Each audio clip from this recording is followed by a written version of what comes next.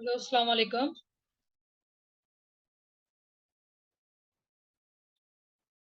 हाँ।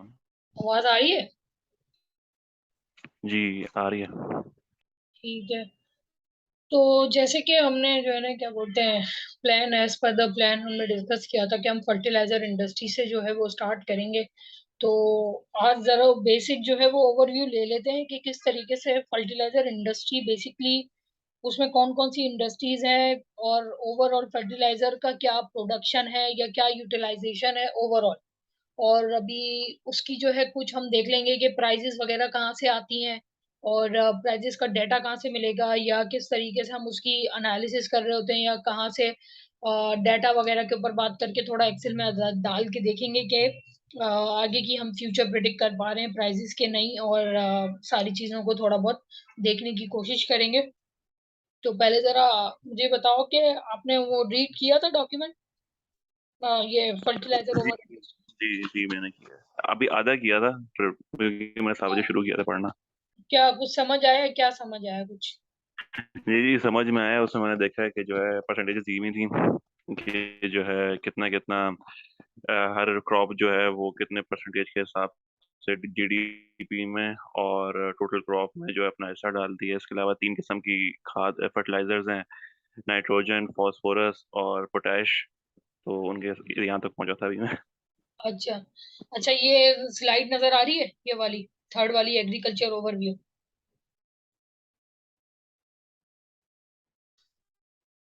हाँ, नजर आ रही है। हाँ, अब देखो इसके अंदर जो है ना मेन जो इसमें याद रखने वाली बात है ना, वो क्योंकि हम लोग जब एज अ रिसर्चर जब कोई हमसे पूछ रहा होता है या हमें मेन होती है ना, तो हमें ये पता होना चाहिए कि फर्टिलाइजर इंडस्ट्री कितना जो है ना कंट्रीब्यूट कर रही है हमारी इकोनॉमी पे। ठीक है। तो आप ये देख रहे होगे फर्टिलाइजर जो है उस मतलब यानी कि इकोनॉमी में, इसलिए मैंने बोला कि एक इम्पैक्ट क्रिएट कर रही है, क्योंकि जब हम एनालिसिस वगैरह कर रहे होंगे या कोई एक्सचेंज रेट या इन्फ्लेशन वगैरह पे जो भी हमारी आगे फर्दर डिस्कशन होंगी ना, तो उसमें हमें हेल्प आउट होगा कि अगर एक पर्टिकुलर इंडस्ट्री का कितना सेगमेंट जो है वो कंट्रीब्यूट कर रहा है किसी भी इकोनॉमी के अंदर, तो हमें बाद में जाके आइडिया लेने में आसानी रहेगी कि अगर ठीक है फॉर एग्जांपल अगर हम 2% से कोई चीज बढ़ा रहे हैं, या मॉनेटरी पॉलिसी बढ़ रही है या इंटरेस्ट रेट बढ़ रहा है, तो उससे उस पर्टिकुलर इंडस्ट्री या सेक्टर पे कितना इफेक्ट आएगा। तो उसके लिए हमारे पास ये जरूरी है कि हमें पता हो कि फर्टिलाइजर इंडस्ट्री कितना कंट्रीब्यूट कर रही है हमारी इकोनॉमी के अंदर। तो आप ये वाला अगर आप देखो, तो इसके अंदर आपको जो है वो बताया गया है कि 4.4% जो है एलएसएम, ये एलएसएम क्या है, लार्ज स्केल मैन्युफैक्चरिंग है। अब लार्ज स्केल मैन्युफैक्चरिंग के अंदर सारी वो कंपनीज आ जाती हैं जिनकी जो प्रोडक्शन है वो लॉन्ग रन या मिच्योर इंडस्ट्री के अंदर कहलाती है ना। मिच्योर या कुछ भी कह लो, मतलब लॉन्ग इंडस्ट्री में आ जाती है। और फिर 98% लार्ज मैन्युफैक्चरिंग इंडस्ट्री कितना कंट्रीब्यूट करती है टोटल मैन्युफैक्चरिंग में, इट्स लाइक 98%। और टोटल मैन्युफैक्चरिंग कंट्रीब्यूट करती है 19%। तो आपको सिर्फ बात याद रखने की सिर्फ इतनी सी है कि फर्टिलाइजर का जो कंट्रीब्यूशन है in the economy that is 4.4%। कोई भी आपसे पूछे फर्टिलाइजर कितना कंट्रीब्यूट करती है, you have to just mention के भाई 4.4% जो है वो कंट्रीब्यूट करती है। अच्छा। अब जो है ना, अब हम ये एक मेन बात थी यहाँ से पढ़ने वाली। बाकी तो ओवरऑल रीडिंग पे आपकी डिपेंड करता है कि जितना अच्छा मार्केट पे आपकी ग्रिप होगी, उसके लिए आपको उतनी अच्छी जो है वो नॉलेज या वो सारी चीजें चाहिए होंगी। लेकिन अभी हम जहाँ पे जिस सिनेरियो पर हैं, उसमें हमें सिर्फ जो है ना इम्पोर्टेंट इम्पोर्टेंट चीजें ही देखनी है। बाकी ओवरऑल आप उसको पूरा देखो कि क्या होती है क्या नहीं। अच्छा। अब जो है मेन बात जो इसमें है ना, अब ये जैसे आपने अभी मुझे इन द स्टार्टिंग बताया कि 3 टाइप के न्यूट्रिएंट्स होते हैं, नाइट्रोजन, फोस्फोरस और पोटैश। अब आपको जब कोई भी ये बोलता है कि यार इसके दाम बढ़ गए या उसके दाम बढ़ गए, तो आपको इसका पता होना चाहिए यार इसके पीछे रॉ मटेरियल क्या लग रहा है। ठीक है। अगर आपको रॉ मटेरियल ही नहीं पता कि रॉ मटेरियल क्या लग रहा है और कितना परसेंट पे लग रहा है, तो फिर आप प्रिडिक्ट ही नहीं कर सकते उसकी प्राइसेस को। ठीक हो गया। तो आपको ये पता होना चाहिए कि रॉ मटेरियल कहाँ से आ रहा है, कितना आ रहा है, कब आ रहा है और कितना यूज हो रहा है एक बैग बनाने में। ठीक है। तो इसके लिए ये तीन जो है वो नाइट्रोजन, फोस्फोरस और पोटैश। अब जब मैंने इस इंडस्ट्री को एनालाइज करना स्टार्ट किया था, तो सबसे पहले मैंने देखा था नाइट्रोजन कहाँ कहाँ से आती है और कैसे कैसे बनती है नाइट्रोजन। तो nitrogen is a kind of a gas that is available in the environment as well. लेकिन मैं अभी मेरे पास मौका हो तो मैं आपको डायग्राम दिखाती हूँ। बट खैर बताने का मकसद आपको ये है कि नाइट्रोजन एक तरीके की अमोनियम नाइट्रेट के साथ उसको रिएक्ट करवाया जाता है। फिर उसके अंदर जो है NH3 की जो है वो मिलावट की जाती है, फिर जाके जो है यूरिया के छोटे-छोटे क्रिस्टल्स बनते हैं। ये यूरिया बनाने का फॉर्मेशन मैं आपको बता रही हूँ, तो फिर छोटे-छोटे व्हाइट क्रिस्टल्स बनते हैं। और फिर 2 तरह के यूरिया होते हैं, एक व्हाइट यूरिया होता है और एक पिंक कलर का यूरिया भी आता है। वो पिंक कलर का जो यूरिया जो होता है, वो बेसिकली गवर्नमेंट जब सब्सिडीज वगैरह देती है तो बहुत स्पेसिफिक उसमें बनता है। उसमें भी फिर नाइट्रोजन, फास्फोरस और पोटैश की परसेंटेज के हिसाब से अलग-अलग डिफरेंट बैग्स बनते हैं। तो there is a difference bag. For example मैं बोलूँ, नाइट्रोजन में 46% ले रही हूँ, पोटैश में 20% ले रही हूँ और फास्फोरस में ज्यादा ले रही हूँ, 10%, 20%, तो उसका एक बैग बन जाएगा। बेसिकली जो मार्केट में चलता है वो 50-50 का चलता है, नाइट्रोजन 50% डलता है और फास्फोरस 50% डलता है। अच्छा, इन तीनों के जो काम है ना वो डिफरेंट इस तरह से है कि नाइट्रोजन जो है ना, आप देखते होगे वो खाद में डलता है। अब जो हमारी जरखेज जमीन है, ये बेसिकली जो यूरिया और डैप ये ज्यादातर जलते हैं, जो पंजाब में सबसे ज्यादा है और फिर आपकी जो है वो सिंध में ज्यादा है। अब नाइट्रोजन जो है या यूरिया जिससे बनता है, ये यूरिया के 3 कंपोनेंट है जिससे बनता है। अब यूरिया के अंदर भी जो हैवी परसेंटेज है बनाने की, बैग को यूरिया बनाने के में जो सबसे ज्यादा यूज होता है, दैट इज नाइट्रोजन। देन फिर उसमें थोड़ा बहुत पोटैश आ जाता है। अब नाइट्रोजन का जो मेन असल काम है ना, उसका काम ये है कि वो जो जमीन के अंदर जो सॉलिड जमीन होती है ना, जो बिल्कुल जहाँ पे घास ना उग पाए, तो या कुछ भी हम उगा नहीं सकते, तो वहां पे नाइट्रोजन या यूरिया का बैग वो काम प्ले करता है कि वो उस जमीन के अंदर नमी पैदा कर देता है। अब आपको पता होगा, in the chemistry as well we have learn के जमीन की जो नमी है वो pH 7 होती है। यानी कि अगर उससे कम होगी तो हम यूरिया ज्यादा डालेंगे, और अगर उससे ज्यादा होगी तो फिर हम यूरिया का यूज नहीं करते। लेकिन इन द पाकिस्तान, क्योंकि हमारी जमीन ऐसी है कि आप देखते होंगे हमारे जो टेम्परेचर या क्लाइमेट एज अ पाकिस्तान के जो एक क्लाइमेटिकल मैप जो है, उस हिसाब से हमारी सबसे ज्यादा जरखेज जमीन पंजाब है, सिंध में ज्यादा बैग यूज होते हैं यूरिया के, और पंजाब में थोड़े बहुत कम यूज होते हैं ओवरऑल। फिर जो बैग जो है वो डिफरेंट करता है आपकी क्रॉप वाइज पे, कि कौन सी आप क्रॉप जो है वो डाल रहे हो। हाँ, ठीक है। तो ये वाली जो है ना सारी चीजें जो मैंने आपको अभी ऊपर बताई हैं, अब हम उसको एक एक करके देखेंगे। तो मेन मकसद इस स्लाइड को कंक्लूड करके अगर मैं बताऊं, तो न्यूट्रिएंट वाइज जो सबसे ज्यादा जो है आपके पास यूज हो रहा है, that is nitrogen, that is 73% that is use, ठीक है। और नाइट्रोजन आपको मोस्टली हवा में मिलता है, ठीक है, या मैन मेड भी, मैन मेड बोल रही हूँ, बायोमास फ्यूल्स के जरिए भी मिलता है, वो हम आगे फर्दर अभी डिस्कस करते हैं। फिर बाकी आपके पास जो फोस्फोरस है, दैट इज सेकंड 26%। ये जो है फोस्फोरस बेसिकली जो प्लांट आपका जो होता है ना, उसको जो है ना, प्लांट में अगर आप देखते होगे कहीं से प्लांट बहुत ज्यादा उगा हुआ है, कहीं प्लांट झुक रहा है, किसी के पत्ते पीले पड़ रहे हैं, कुछ हो रहा है, तो ये जो फोस्फोरस जो केमिकल है ना, दैट इज यूज कि वो जो है ना क्या बोलते हैं उसको, बेहतरी यानी कि उसको ग्रोथ में मदद देता है। मेन इसका ये भी काम होता है, ठीक है। तो डैप और यूरिया की अगर मैं बात करूं, तो यूरिया बनाने में नाइट्रोजन का ज्यादा हाथ है, और डैप बनाने में सबसे ज्यादा जो यूज होता है दैट इज फोस्फोरस 2। अब यूरिया क्या करता है, जमीन के अंदर डलता है। अब हर क्रॉप के अंदर डिफरेंट यूज होता है। पहले पानी डलता है, फिर यूरिया डलता है, फिर पानी डलता है, फिर उसका सीड डलता है, या फिर ऐसा होता है कि पहले आपका यूरिया का बैग डल गया, फिर आपका जो है उस पे सीड डल गया आपका, फिर उस पे थोड़ी सी मट्टी डाल के फिर आपका वो प्लांट खुद ही उगेगा। तो ये this is a different terminologies, या आप कह लो डिफरेंट तरीके से प्लांट्स उगते हैं, जो कि बाद में भी यूज होता है। अब डैब के बारे में ये भी कहा जाता है कि डैब मोस्टली वहां यूज होता है जहाँ पे हम दो दो सीड्स को मिला के कोई सीड उगाएं। फॉर एग्जाम्पल, अगर मैं केले का और बनाने का केला और जो है एप्पल का जो है वो सीड को मिला दूं तो क्या ही फल उगेगा। तो डैब जो है वो मोस्टली कॉम्प्लेक्स कंपाउंड या कॉम्प्लेक्स जो हम लोग प्लांट की जो यूटिलाइजेशन होती है या उगा रहे होते हैं ना प्लांट को, उसमें डैब ज्यादा एक मेन रोल प्ले करता है। And that is the reason कि FFBL डैब बनाता है, जो कि पूरे पाकिस्तान में और कोई नहीं बनाता। यूरिया जो है वो आपका एग्रो भी बनाता है, और आपका क्या बोलते हैं FFC भी बनाता है, FFL भी बनाता है। अब जो है क्या बोलते हैं, ये आपकी सारी चीजें हो गई। अब जरा इसको बस मैंने इस स्लाइड को कंक्लूड कर दिया। अब जो है वो देखे रॉ मटेरियल के बारे में क्या क्या चीजें गिवन है। अब मैंने आपको बताया था नाइट्रोजन जो है कहाँ होती है, हवा में होती है, या नाइट्रोजन गैस होती है जो कि आपकी नेचुरल गैस होती है। अब इसको देखो, ये दोनों मिला के क्या बन रहा है, अमोनिया बन रहा है। अगर 9 केमिस्ट्री पढ़ी होगी तो आपको पता होगा अमोनियम इज अमोनियम नाइट्रेट, जो कि NH3 कहलाता है, जो कि आगे जाके बन रहा है। अब अमोनिया एक तरह का केमिकल है, ठीक है, वो केमिकल आपकी मौजूदगी में मौजूद होता है। अब आप उसको जो है वो मोस्टली यहाँ पे इम्पोर्ट भी करवाते हैं कुछ, और कुछ जो है क्या बोलते हैं उसको पानी के साथ भी रिएक्ट करवाते हैं। अब यहाँ पे जो गिवन है that is ammonium, it's a solution, chemical है, उसको रिएक्ट करवा रहे हैं तो नाइट्रिक एसिड बन रहा है। अब ये नाइट्रिक एसिड से या तो डायरेक्ट अमोनियम नाइट्रेट बन रहा है, या उसके अंदर कार्बन डाइऑक्साइड यानी हवा के साथ उसको अगर रिएक्ट करवा दिया जाए तो वो यूरिया बन जाएगा। और यूरिया या अमोनियम से दोनों आप यू कैन और कैन बना सकते हो। और ये कैन भी एक टाइप है, I forgot the full terminology of that can, जो कि मैं आपको बाद में जो है देख के बता देती हूँ। अब ये फोस्फोरस बनाने का देखें, ये 3 तरह के और भी हैं, ये SSCP, DAP, TSP, MOP, KN, SOP, ये सारे जो है ना केमिकल्स हैं जो बनते हैं हमारी जमीन के अंदर डलते हैं। या इन सब का जो मेजर काम होता है वो यही होता है, या तो प्लांट की ग्रोथ में काम होता है, या प्लांट में कोई जर्म्स लग जाए तो उसको सफाई के लिए यूज होता है, as a chemical reactor use होता है, ये सारी चीजों के लिए यूज होता है। तो इसके लिए आपको बेहतर अगर स्टडी करनी है, देखिए जितना आप जमीन या इंडस्ट्री को जानोगे उतना ही बेहतर आप उसकी एनालिसिस कर पाओगे। तो आपके लिए बेहतर ये है कि आप एक एक कंपोनेंट को पढ़ो कि यार ये यूरिया कैसे बन रहा है, अब जमीन में क्यों जरूरी है।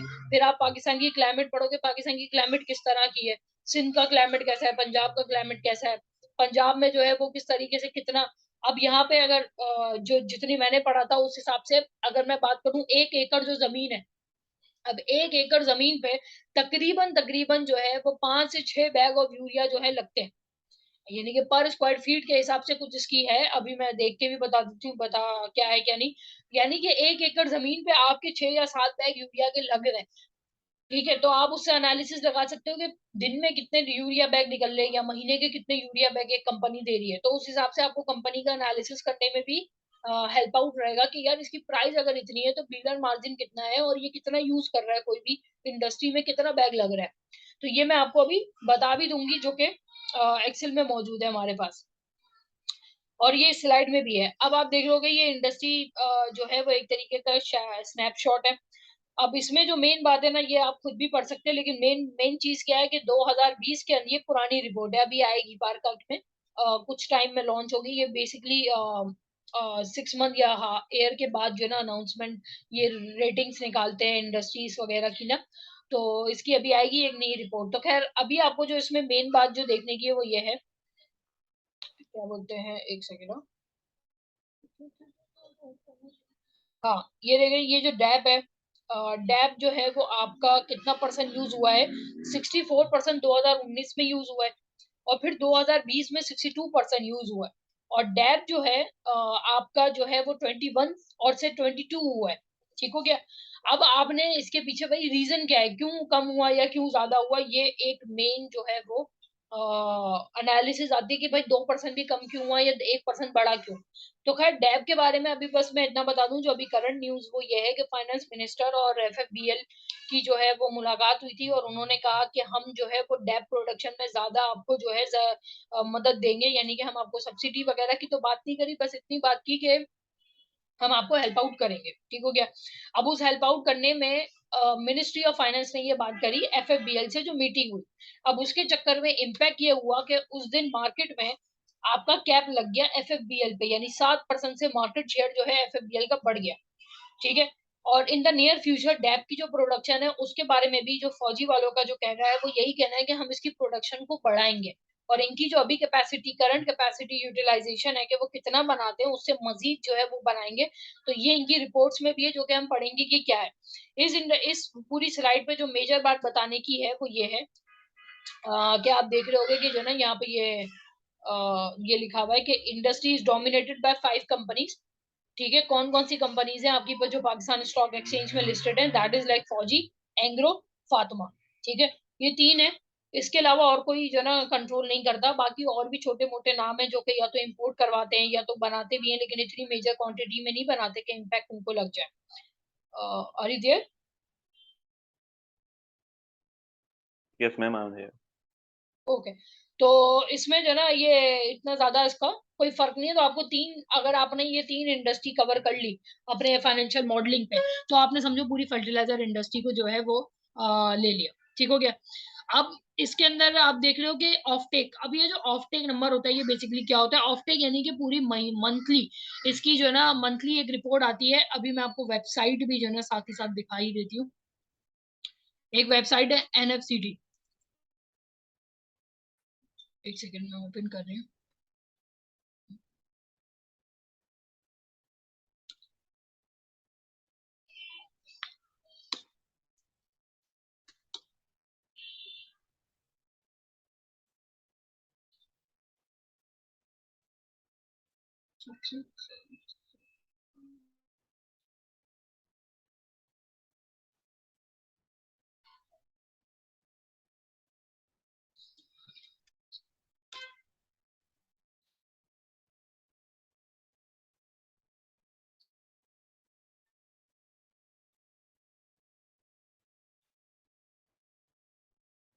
और अच्छा चलो मैं आपको जो है ना ये एंड में दिखाती हूँ। यानी कि आपको मैं बताने का मकसद ये है कि फर्टिलाइजर के जो नंबर है ना वो वीकली, वीकली तो नहीं, मंथली आपके जो है ना अपलोड होते हैं। उसकी आपको सब्सक्रिप्शन लेनी होती है। ये देखें यहाँ पे स्लाइड के नीचे जो ना मेंशन है source NFDC. NFDC is a found is an organization या एक गवर्नमेंट का सेटअप है जो कि मेंटेन करता है आपका डाटा कि मंथली कितने जो है ना आपके पास ऑफ टेक हुए हैं। ठीक हो गया। अब ये जो कितने ऑफटेक हुए हैं ये आपको जो है ना उसके डाटा के हिसाब से मिल रही होती है। 2019 या 20 तक का तो डाटा जो है वो अवेलेबल है खुद वेबसाइट पे जिस पे हम एनालिसिस भी कर रहे होंगे। बट फ्रॉम ऑनवर्ड्स टू 2021 आपको जो है वो खुद डाटा को परचेज करना होगा। इसकी एक सब्सक्रिप्शन फी होती है, वो आपको लेनी होगी। तो वो आपको मंथली बता देता है, या मार्केट में आपके अगर कुछ लिंक्स हैं तो वो आपको डाटा वैसे ही प्रोवाइड कर देंगे। अब जो है ये मैंने आपको बता दिया कि देखिए कितने ऑफटेक जो है वो बढ़ते जा रहे हैं आपके फर्टिलाइजर इंडस्ट्री के। अब इसके लिए आप देखो कि एनुअल एनुअल अब इसमें आप हर चीज याद नहीं रख सकते ना। आप सिर्फ इतना देखो कि एनुअल ऑफटेक कितने हुए हैं। 9.9 मिलियन जो है वो 2020 में हुए। अभी आप करंटली जब इसकी रिपोर्ट आएगी, अभी करंटली आपके पास अगर डाटा है तो आप उससे अंदाजा लगा सकते हो कि अभी करंटली ओवरऑल मार्केट के अंदर ऑफटेक रेट कितना चल रहा है, यानी कितने बैग बिक रहे हैं, चाहे वो कोई भी क्यों ना बेच रहा हो। ठीक हो गया। यानी कि डिमांड ऑफ फर्टिलाइजर कितनी है। अब ये देखो फर्टिलाइजर एनुअल जो प्रोडक्शन है वो 8 मिलियन टन की है। अब अगर 8 मिलियन टन पूरी मार्केट का है तो उनमें से एंग्रो का कितना शेयर है, एफएफबीएल का कितना शेयर है, और आपका जो है फातिमा का कितना शेयर है। अगर आपको ये पता होगा तो पता चल जाएगा यार मेजोरिटी प्लेयर कौन सा है। अब उसके अगर फॉर एग्जाम्पल सबसे ज्यादा जो है वो यूरिया के अंदर एफएफसी है। ठीक है, फौजी फर्टिलाइजर है। ठीक है। अभी अगर मैं बात करूं, फौजी फर्टिलाइजर अगर सबसे ज्यादा शेयर लेके बैठा हुआ है या सबसे ज्यादा मार्केट में इसके यूरिया के बैग बिके हैं, तो इसका मुझे देखना पड़ेगा कि ये कितने की इसकी प्रोडक्शन हो रही है, ये कितनी इसकी कैपेसिटी है, प्रोडक्शन कैपेसिटी इसकी कितनी है। उसके बाद फिर मैं देखूंगी इसका यूटिलाइजेशन लेवल कितना है, फिर मैं देखूंगी इसकी प्राइस मार्केट कितनी है, फिर मैं ये देखूंगी कि इसका जो है वो मार्केट शेयर कितना ज्यादा है। फिर मैं उस हिसाब से बता सकूंगी कि यार हाँ मुझे एफएफबीएल लेना है या एंग्रो लेना है, या मुझे जो है क्या बोलते हैं कौन सी मेरी आगे लॉन्ग रन इंडस्ट्री सरवाइव करेगी नहीं करेगी। क्या पता ये लोग बेच तो उतना ही रहे हो, एफएफसी फर्स्ट नंबर पे हो, सेकंड नंबर पे एंग्रो हो, लेकिन व्हाट इफ अगर प्लांट किसी का बंद हो जाए तो फिर आप क्या करोगे? फिर आपकी क्वार्टर एनालिसिस चेंज हो जाएंगी। व्हाट इफ कि अगर डिमांड ही पूरी जो है डिक्रीज हो जाए 8 मिलियन से, 8 मिलियन से 7 मिलियन हो जाए, जो कि अभी रिसेंटली हुई है, हम इसकी एनालिस्ट ब्रीफिंग्स भी मैं आपको रीड करना दिखाऊंगी। फिर आप क्या करोगे? तो उसके लिए आपकी पल पल पे खबर होनी चाहिए। और आपको मेन चीज क्या थी जो अभी तक हमने पढ़ी, फर्टिलाइजर इंडस्ट्री कितना परसेंट कंट्रीब्यूट करता है, सेकेंडली उसकी एनुअल प्रोडक्शन कितनी है, उसका ऑफटेक कितना है, मेजर प्लेयर्स कौन से हैं। ये अभी तक मोटी मोटी बातें थी जो हमने अभी समझी हैं यहाँ तक। सेकेंडली हमने ये सीखना है, हमने सिर्फ ये नहीं पढ़ना है, हमने नंबर्स पे नहीं काम करना है, हमने देखना है कि इंडस्ट्री चलती कैसे है। उसके लिए हमें पूरे रॉ मटेरियल के प्रोसेस को समझने की कोशिश करनी है, जो कि हमने थोड़ी बहुत कोशिश की। बाकी आप कोशिश खुद करें और उसके बाद मुझे बता दें, मैं आपको जो है और उसमें क्लियरिटी दे दूंगी। जो मैंने अपना टाइम इन्वेस्टमेंट किया है उसमें मैं आपको ज्यादा बेनिफिट ये दे सकती हूँ कि आपका काम और कंसाइज हो जाएगा। या मैं मेरा एक पूरा डॉक्यूमेंट भी बना हुआ है, वो मैं आप लोगों के साथ शेयर भी कर दूंगी। अब जो है ये देखें पूरी इंडस्ट्री के अंदर फर्टिलाइजर में यूरिया का 75% कॉन्ट्रीब्यूशन है और डैप का 8 से 10% है। यानी कि अगर मैं डैप की प्राइसेस बढ़ा भी दूं, क्योंकि मोस्टली तो इंटरनेशनल डैप आ रहा है ना, मोस्टली तो इम्पोर्ट हो रहा है डैप, और एफएफबीएल बना रहा है सिर्फ, तो अगर मैं डेप की प्राइसेस बनाती भी हूँ तो मार्केट के पास दूसरा ऑल्टरनेटिव क्या है, दैट इज यूरिया। क्योंकि यूरिया के बिना तो आपका काम ही नहीं हो सकता, यानी कि आपका major concern is a urea. यानी कि यूरिया आपका एक मेजर वो है जिसपे आपने एनालिसिस अपनी रखनी है। बट डेप को आपने भूलना नहीं, क्योंकि डेप भी ऑल्टरनेटिव यूज होता है या डेप कॉम्प्लेक्स कंपाउंड्स में यूज होता है, तो डेप की भी परसेंटेज है जो यूज होती है। लेकिन आपका मेन फोकस क्या है, 75% एग्रीकल्चर में कंट्रीब्यूशन इज यूरिया। अब यूरिया की हर एक चीज के बारे में आपको पता होना बहुत जरूरी है। बाकी आप देख रहे हैं जो भी हमने ऊपर पढ़े थे, कैन, एनपीके, एसएसपी, ये सब क्या है, 20% कॉन्ट्रीब्यूट करते हैं, जो कि हमारे लिए रेलिवेंट नहीं है। आपका फोकस क्या है, यूरिया, दैट्स इट। और अब उसके बाद हम नेक्स्ट स्लाइड पे चलते हैं कि क्या है। अब यहाँ पे जो है आपको बहुत सारी एक जो है ना चार्ट्स वगैरह नजर आ रहे हैं कि प्रोडक्शन और ऑफ टेक्स वगैरह के ना। एक सेकेंड ना, ये erase कर। अच्छा, तो आप देखो कि जो सप्लाई हुई है, सप्लाई सबसे ज्यादा यूरिया की हुई है 6.1 मिलियन टन, ये सारे चीज मिलियन टन में। और अगर ऑफ टेक देखो तो यूरिया के ऑफ टेक कितने परसेंट हुए, सबसे ज्यादा 2021 में 61% कितना ऑफ टेक यानी मार्केट में यूज हुआ है।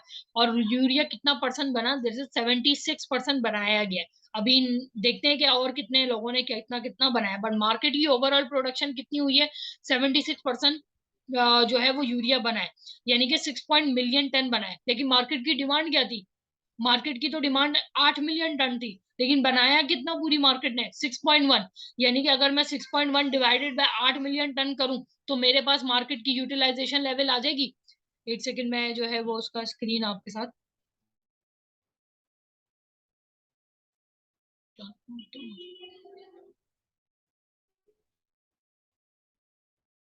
ये मैं बस स्क्रीन शो क्यों नहीं हुई? अच्छा चलो मैं यहीं पे जो है ना आपको करके दिखा देती हूँ, अगर आपके पास कैलकुलेटर है ना तो आप इसको जरा कैलकुलेट करो, 6.1 डिवाइडेड बाय 8, देखो कितना परसेंट आ रहा है।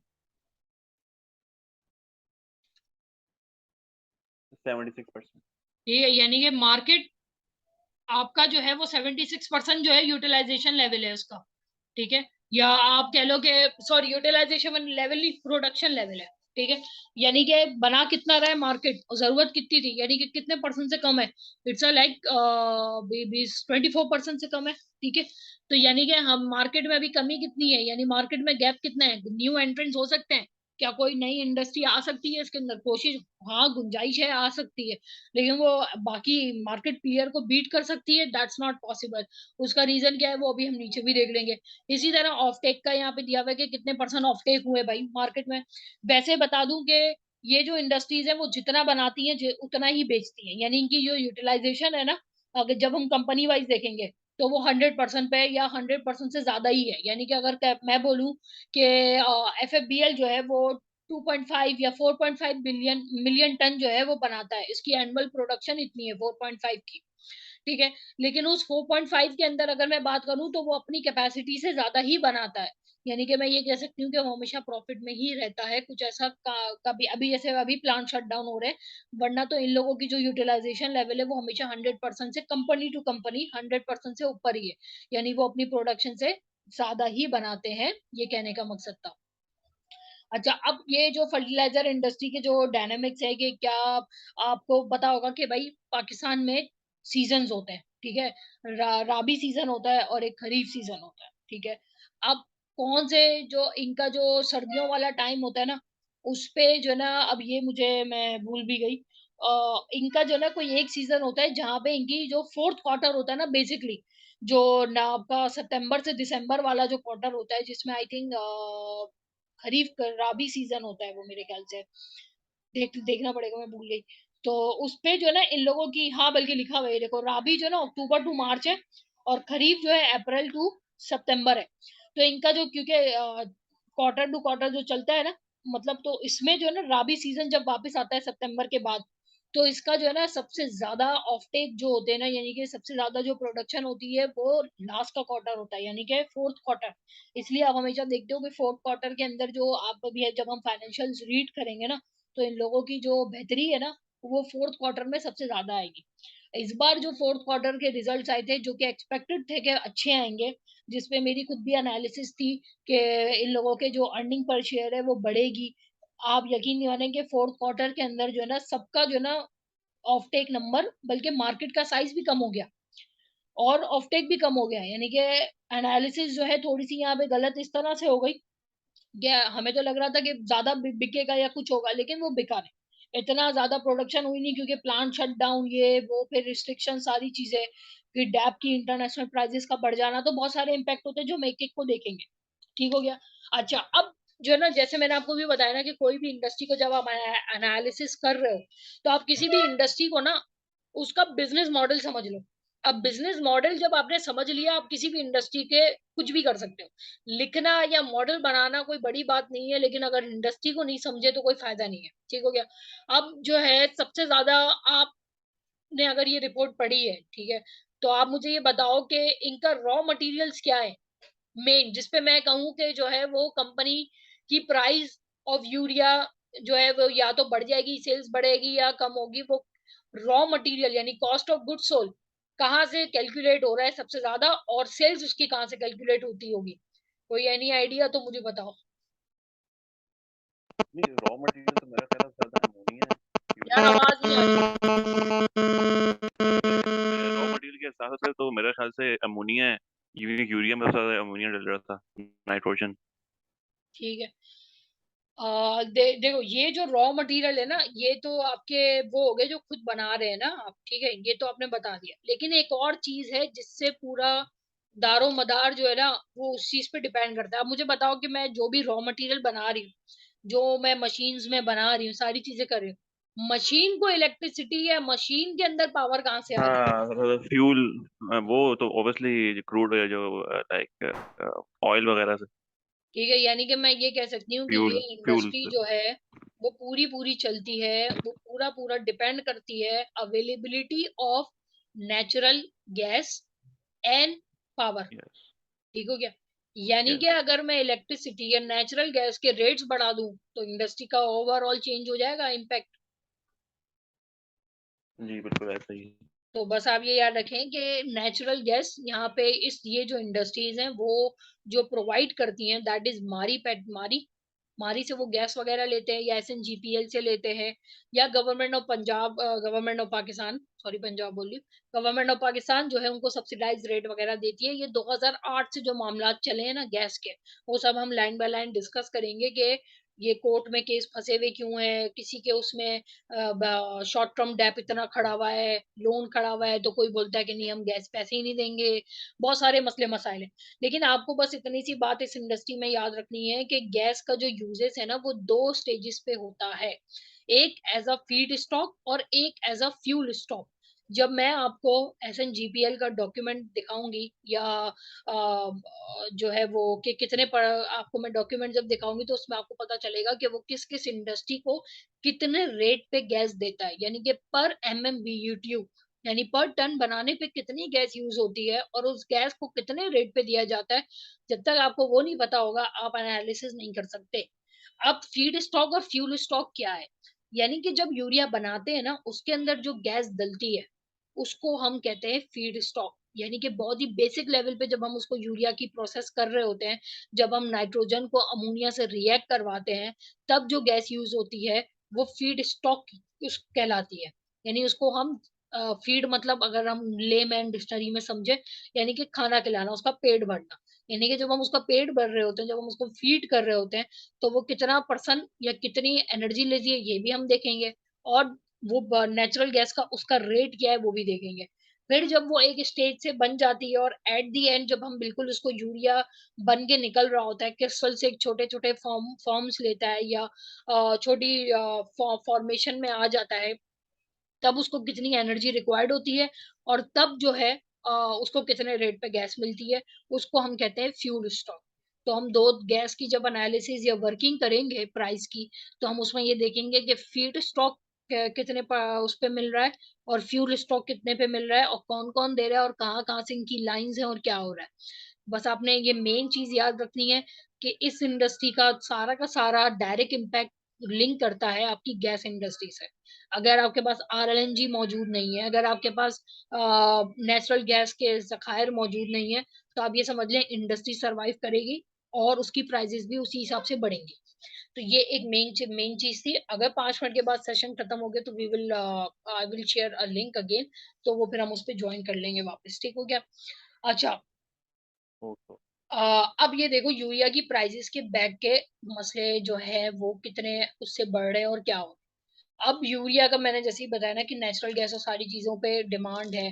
अब इंटरनेशनल यूरिया की प्राइस देख लो, अभी लेटेस्ट कितनी है, दैट इज़ 1800 96 की, ठीक है? और आपकी जो है वो डोमेस्टिक या लोकल प्राइस देख लो 1750, ठीक है? यानी कि यहाँ पे लोग इसलिए प्रेफ़र करते हैं हमारा बैग लेना क्योंकि हम लोग सस्ता देते हैं। लेकिन इंटरनेशनल में भी इतना ज़्यादा फ़र्क नहीं है। अभी जैसे अगर मैं बात करूँ कि ये इंडस्ट्री के जो अगर यूरिया की जो प्राइसेस जिस तरह से बढ़ रही है, क्योंकि देखो यूरिया का जो लिंक है ना वो आपका यूक्रेन और रशिया की वॉर से भी लिंक्ड है।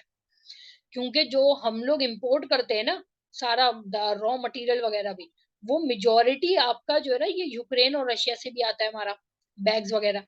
अब इंटरनेशनल प्राइसेस ऑफ यूरिया बढ़ने का इम्पैक्ट आपका लोकल पे भी पड़ेगा, ठीक है? अब आप ये देखो यूक्रेन रशियन की वॉर हुई, रॉ मटेरियल आपका रुक गया, सेकंडली इसकी प्राइसेस बढ़ा दी गई एग्रीकल्चर के हिसाब से, वो इंटरनेशनल प्राइसेस बढ़ गई। अब जब इंडस्ट्री अपना डैप निकालेगी या डैप इंपोर्ट करवाएगी या रॉ मटेरियल इंपोर्ट करवाएगी या आरएलएनजी भी लेगी, गैस भी चलो मैं बोलती हूँ हम सऊदी से गैस ले रहे हैं, ठीक है? अब इंटरनेशनल वॉर होने की वजह से सऊदी ने गैस महँगी कर दी। क्यों? क्योंकि उसका इम्पैक्ट क्या हुआ कि चाइना की तरफ से डिमांड ज़्यादा आ गई, चाइना ने ज़्यादा नेचुरल गैस ले ली। अब हमारे यहाँ बीच में एक इश्यू उठा था, वो इश्यू ये था कि चा हम लोगों ने बेसिकली इंटरनेशनल मार्केट में हमें गैस का एक कोटा कोट करना होता है, यानी कि हर साल हमें एक इंटरनेशनल मार्केट में बताना होता है कि यार हमारी इतनी प्राइस है और हम इतने पर यूनिट पे हमें ये प्राइस हमें गैस की जो ना फैसिलिटी चाहिए। इस बार इस साल हमारी गवर्नमेंट ने डिले कर दिया था वो, और तकरीबन हमें 8 रुपए की चीज़ हमें 12 या 13 रुपए में पड़ी थी क्योंकि हमारे पास पैसे ही नहीं थे देने को। ये इस चीज़ के भी जो है इम्पैक्ट क्रिएट होते हैं। इंटरनेशनल हमें हर इंडस्ट्री को एक इंटरनेशनल प्लेटफ़ॉर्म पे और एक लोकल प्लेटफ़ॉर्म पे देखना बहुत ज़रूरी होता है, and that is something which we have to look after it, ठीक हो गया? अब जो है ये देखो लोकल प्राइसेज़ के जो इम्पैक्ट है, यानी कि जो मेजर कंपोनेंट है वो क्या-क्या था? एक आपकी गैस प्राइस की फ्लक्चुएशन थी, यानी कि गैस कांस्टेंट नहीं थी, कभी 3 रुपए, कभी 4 रुपए पर यूनिट के हिसाब से। अच्छा, गैस प्राइसेज़ मैं आपको अभी बता भी देती हूँ, बाकी हम लोग जब उसको देख रहे होंगे, इंडस्ट्री को तो और भी बता दूँगी।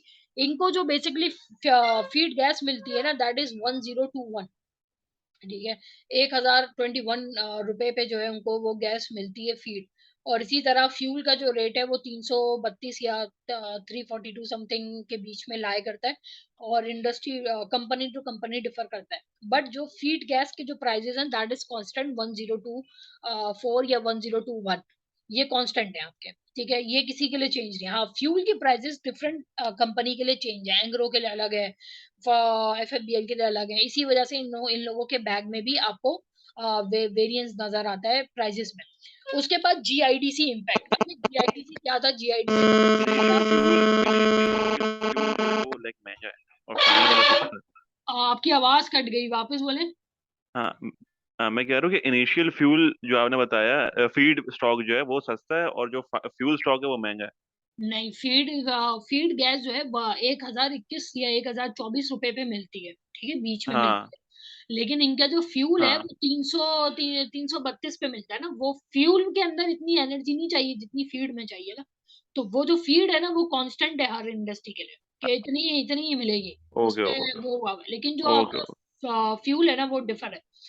उसके बाद जीआईडीसी ओके, इम्पैक्ट 2008 में गवर्नमेंट आई थी, गवर्नमेंट चेंज हुई थी हमारे जरदारी वगैरह की जो गवर्नमेंट आई बाद में, परवेज मुशर्रफ के दौर का ये टाइम है, जीआईडीसी इम्पैक्ट इम्पोज किया गया था। ये क्या है इसको डिटेल में हम पढ़ेंगे तब हमें पता चलेगा ये जीआईडीसी कैस क्या है या कैस किसे कहते हैं। जो टैक्स लगा, कितना कितना कंपनी पे कितना कितना खड़ा हुआ है, अभी कितना देना बाकी है, क्या परसेंटेज से कैलकुलेशन है, जब हम फाइनेंशियल्स पढ़ेंगे ना तब हम इसको डिस्कस करेंगे। Second, sales allowance, sales tax allowances.